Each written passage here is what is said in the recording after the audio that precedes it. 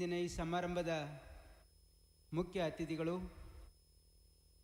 ಕೇಂದ್ರದ ಸರ್ಕಾರದಲ್ಲಿ ಗೃಹ ಸಚಿವರು ಆಗಿರ್ತಕ್ಕಂಥ ಶ್ರೀ ಅಮಿತ್ ಶಾಜಿ ಅವರೇ ಮತ್ತು ವೇದಿಕೆ ಮೇಲೆ ಆಸೀನರಾಗಿರ್ತಕ್ಕಂಥ ಕೇಂದ್ರ ಸರ್ಕಾರದ ಸ್ಟೀಲ್ ಮತ್ತು ಹೆವಿ ಇಂಡಸ್ಟ್ರಿ ಸಚಿವರು ಹಿರಿಯರು ಆತ್ಮೀಯರು ಆಗಿರ್ತಕ್ಕಂಥ ಎಚ್ ಡಿ ಕುಮಾರಸ್ವಾಮೀಜಿ ಅವರೇ, ಇಂದಿನ ಈ ಸಮಾರಂಭದಲ್ಲಿ ಉಪಸ್ಥಿತ ಇರ್ತಕ್ಕಂಥ ಇನ್ನೊಬ್ಬ ಹಿರಿಯ ಕೇಂದ್ರ ಸಚಿವರು ಆತ್ಮೀಯರು ಆಗಿರ್ತಕ್ಕಂಥ ವಿ ಸೋಮಣ್ಣಾಜಿ ಅವರೇ ಮತ್ತು ಕರ್ನಾಟಕ ವಿಧಾನಸಭೆಯ ವಿರೋಧ ಪಕ್ಷದ ನಾಯಕರು ಆಗಿರ್ತಕ್ಕಂಥ ಆರ್ ಅಶೋಕ್ ಜಿ ಅವರೇ, ವೇದಿಕೆ ಮೇಲೆ ಆಸೀನರಾಗಿರ್ತಕ್ಕಂಥ ಸಂಸತ್ ಸದಸ್ಯರು ಆಗಿರ್ತಕ್ಕಂಥ ಡಾಕ್ಟರ್ ಕೆ ಸುಧಾಕರ್ ಅವರೇ ಮತ್ತು ವಿಧಾನಸಭೆಯ ಈ ಮತಕ್ಷೇತ್ರದ ಶಾಸಕರು ಗೆಳೆಯರು ಆಗಿರ್ತಕ್ಕಂಥ ಶ್ರೀನಿವಾಸಯ್ಯ ಅವರೇ, ಇನ್ನೊಬ್ಬ ವಿಧಾನಸಭೆಯ ಸದಸ್ಯರು ಗೆಳೆಯರು ಆಗಿರ್ತಕ್ಕಂಥ ವಿಶ್ವನಾಥ್ ಜಿ ಅವರೇ, ವೇದಿಕೆ ಮೇಲೆ ಆಸೀನರಾಗಿರ್ತಕ್ಕಂಥ ಎಲ್ಲ ಗಣ್ಯರೇ, ಇವತ್ತು ಭಾಳ ಒಂದು ಸಂತೋಷದ ಸಮಾರಂಭ ಇದು.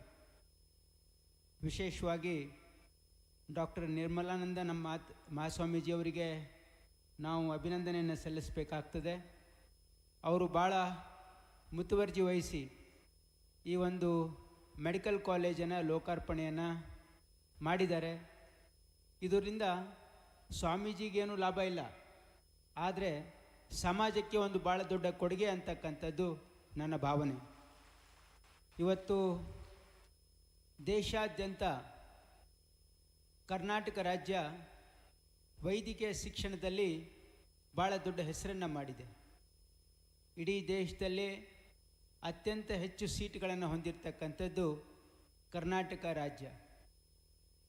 ಈ ಮಟ್ಟಿಗೆ ವೈದ್ಯಕೀಯ ಶಿಕ್ಷಣ ಬೆಳಿಬೇಕು ಕರ್ನಾಟಕದಲ್ಲಿ ಅಂತಂದರೆ ಬಹುಶಃ ಇದರ ಹಿಂದೆ ಬಹಳ ವರ್ಷಗಳ ಹಿಂದೆ 60ರ ದಶಕದಲ್ಲಿ 70ರ ದಶಕದಲ್ಲಿ ಏನು ನಮ್ಮ ಪೂರ್ವಜರು ಇಲ್ಲಿ ಒಂದು ಬುನಾದಿಯನ್ನು ಹಾಕಿದರು.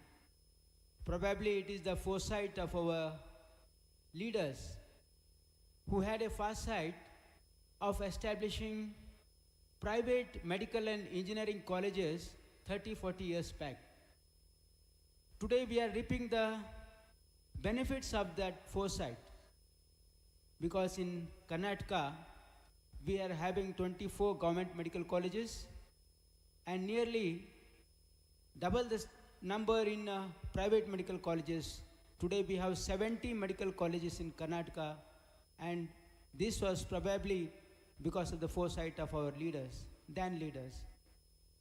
allowing private participation in professional courses was one of the best decisions taken by our leaders.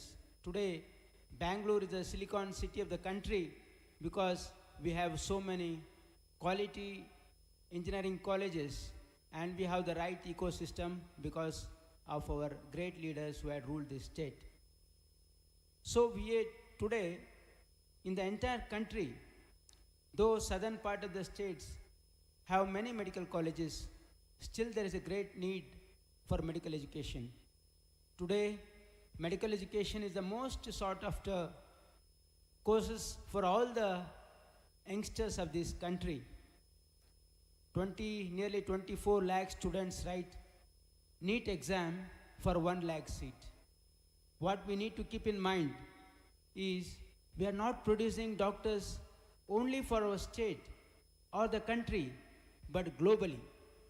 Indian doctors are in great demand in Western countries as well, because they have a great reputation, their dedication, their skill, their hard work has earned a position for them across the globe. So India should always promote medical education. That's what is my thinking, and I have also recently met Nadaji, and I have requested him to promote more colleges across the country, because country needs doctors, country need healthcare professionals. So Karnataka has been forefront in providing best of the facilities and a conducive atmosphere for the government colleges as well as the private medical colleges and institution as well. So the future endeavors of my state government, we have a vision of establishing one government medical college at every district, and also a super specialty hospital, a cancer center and trauma center in every district, so that the poor and the marginalized are taken care of. So this is the vision of the state government, and in this I congratulate Nirmalanandanath Swamiji for his great vision.